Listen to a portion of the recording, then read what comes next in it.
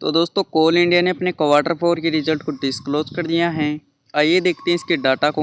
आगे बढ़ने से पहले मैं आपको बता दूं, कंपनी ने डाटा यहाँ पर करोड़ में अनाउंस किया है और कंपनी ने यहाँ पर डिविडेंड का भी अनाउंस किया है 5 रुपये 15 पैसे प्रति शेयर के हिसाब से।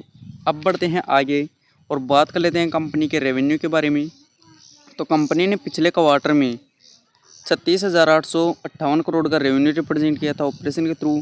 और अगर हम पिछले क्वार्टर 4 की बात करें तो उसमें कंपनी ने 38,213 करोड़ का।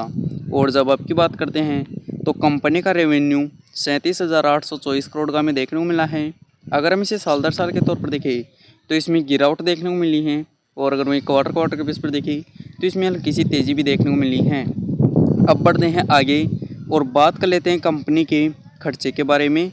तो कंपनी ने पिछले क्वार्टर में 27,280 करोड़ के खर्चे किए थे। और अगर हम पिछले क्वार्टर 4 की बात करें तो उसमें कंपनी ने 28,950 करोड़ के। और जब आपकी बात करते हैं तो कंपनी के खर्चे 29,057 करोड़ के हमें देखने को मिले हैं। अगर हम इसे साल दर साल के तौर पर देखें तो इनमें तेज़ी देखने को मिली है। और अगर वहीं क्वार्टर के बेस पर देखें तो भी इनमें तेज़ी देखने को मिली है। कंपनी का रेवेन्यू यहाँ पर साल दर साल गिरता हुआ नजर आए हैं, लेकिन कंपनी के खर्चे यहाँ पर बढ़ते हुए नजर आए हैं। यह कंपनी के लिए एक नेगेटिव बात रह सकती हैं। अब बढ़ते हैं आगे और बात कर लेते हैं कंपनी के प्रॉफिट के बारे में। तो कंपनी ने पिछले क्वार्टर में 8,491 करोड़ का प्रॉफिट किया था।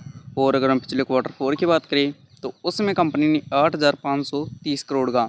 और जब आपकी बात करते हैं तो कंपनी का प्रॉफिट 9,592 करोड़ का हमें देखने को मिला है। अगर हम इसे साल दर साल के तौर पर देखें तो इसमें अच्छी खासी तेज़ी देखने को मिली है। और अगर वही क्वार्टर के बेस पर देखें तो भी इसमें तेज़ी देखने को मिली है। अब बढ़ते हैं आगे और बात कर लेते हैं कंपनी के ईपीएस के बारे में। तो कंपनी का पिछले क्वार्टर में 13 रुपये 80 पैसे का ईपीएस था। और अगर हम पिछले क्वार्टर 4 की बात करें तो उसमें कंपनी का ईपीएस 13 रुपये 91 पैसे। और जब आपकी बात करते हैं तो कंपनी का ईपीएस 15 रुपये 58 पैसे में देखने को मिला है। कंपनी का ईपीएस भी यहाँ पर क्वार्टर और साल दर साल दोनों बेसिस पर अच्छा खासा बढ़ता हुआ नजर आया है।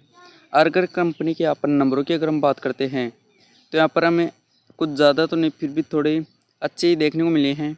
कंपनी का रेवेन्यू भी बढ़ता हुआ नजर आया है, हालांकि साल दर साल के तौर पर गिरता हुआ भी नजर आया है।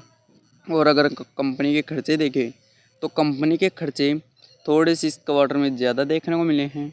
और अगर कंपनी का यहाँ पर प्रॉफिट देखते हैं तो कंपनी का प्रॉफिट भी अच्छा खासा होता हुआ नजर आया है। वैसे अगर आपको वीडियो पसंद आई हो तो लाइक करें, साथ ही में चैनल को सब्सक्राइब करें। धन्यवाद।